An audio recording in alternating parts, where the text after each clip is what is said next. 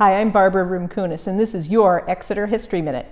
Today, the story of Exeter's mighty elm trees. When Europeans first arrived here in the 1630s, Exeter had two resources, fish and trees. Check out the fish part in our earlier history about the town seal. But the trees were tremendous. Tall, straight, just what they were looking for, and a great moneymaker.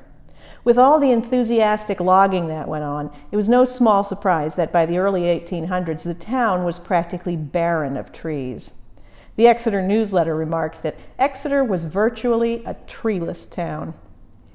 Most residents were okay with that. Trees were only good for building and burning. But by the mid-1800s, things had changed a bit. There was a movement toward beautification of public spaces, and suddenly trees, with their ability to shade, were seen as an almost moral imperative. Judge Henry Flagg French took the lead in a public awareness campaign to encourage the planting of shade trees. He prodded the stodgy townsfolk to adorn your dwellings, your places of worship, your schoolhouses, your streets and public squares with trees and hedges and lawns and flowers. When it came to trees, French advised planting the American elm tree. Beautiful, graceful, long-lived, they could live up to 200 years. They crowned at the top, needing little pruning. With his encouragement, Exeter's downtown was planted with stately elm trees, and within a generation they were providing the town with its signature tree-lined streets. It was almost like heading into a tunnel going down Front Street in the 1880s. Absolutely beautiful. Or maybe a bit claustrophobic. They did grow fast, and big, really big. For all their beauty, it didn't miss anyone's notice that they're a bit top-heavy and more than just a bit threatening during a windy storm. Some people had their trees removed in the 1890s, which of course set off a firestorm of complaints that all the old elm trees were being threatened. Remember, at this point, the trees are only maybe 40 years old.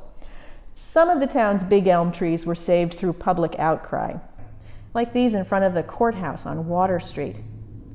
But public outcry couldn't stop bark beetles from spreading Dutch elm disease. The first wave arrived in the 1930s.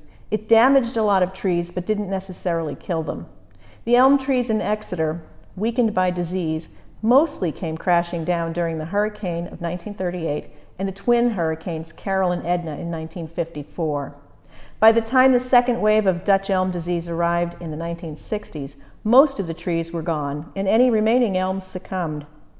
New trees, particularly maple trees, were eventually planted to replace them, but not always lining the streets. In the decades since the 1850s, when the elms were planted, cars were invented, and they have a terrible way of crashing into large fixed objects like trees.